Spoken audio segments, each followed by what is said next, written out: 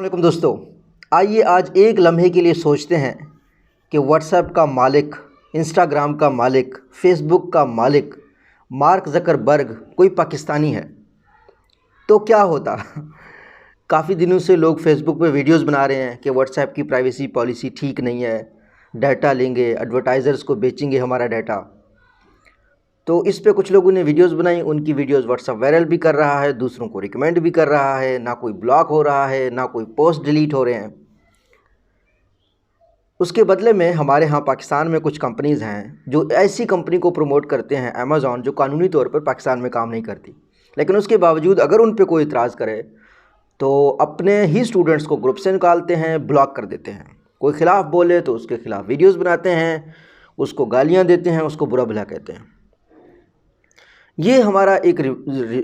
طریقے سے مزاج ہے جس کو بدلنے میں وقت لگے گا، لیکن اس کی قیمت ہم ایسے ادا کر رہے ہیں کہ آج کئی سالوں بعد ہمارے پاس کوئی برانڈ نہیں ہے، کوئی برانڈ نہیں ہے، ٹیک کا کوئی برانڈ نہیں ہے، کوئی سوشل برانڈ نہیں ہے۔ کیونکہ ایکسیپٹنس ہی نہیں ہے ہم لوگوں میں۔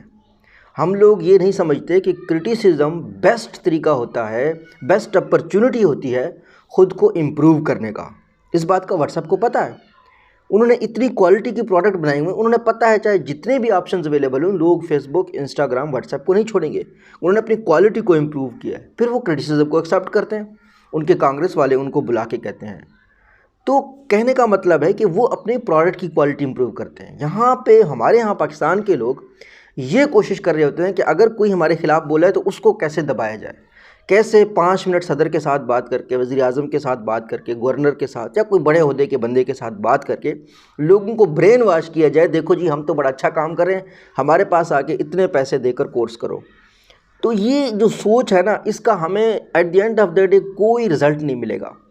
ایک بات ہمیں یاد رکھنی چاہیے کہ ای کامرس فیوچر ہے، ہمیں پاکستان میں ای کامرس جیسی کمپنیز بنانی چاہیے، اپنے ایپس کو پروموٹ کرنا چاہیے،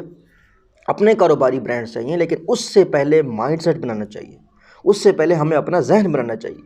اگر ہم ایسی قوم رہیں گے جو اپنے بچوں کو فیک ریویوز لینا سکھائیں گے، جو ہمیں 1 اسٹار ریویو دے، اس کو کال کر کے گالی دے دیں، اس کو برا کہیں، تو برانڈ تو نہیں بنتے جناب،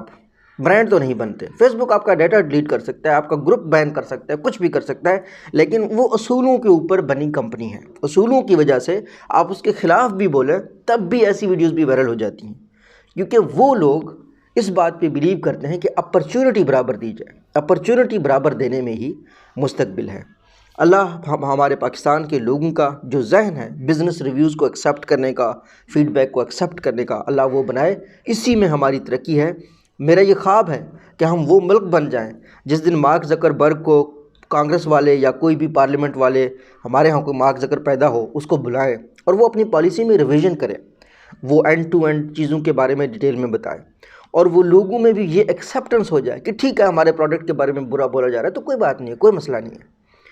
تو اللہ ہم سب کا ہم ناصر ہو۔ امید ہے ایک بہت بڑا سبق ہم پاکستانی بزنس مینوں کو ملا ہے،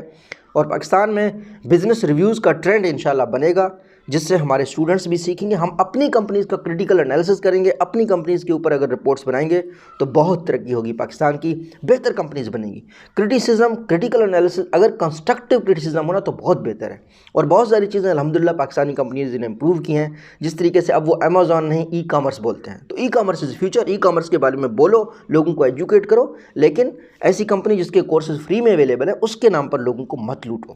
تو ابھی آپ کو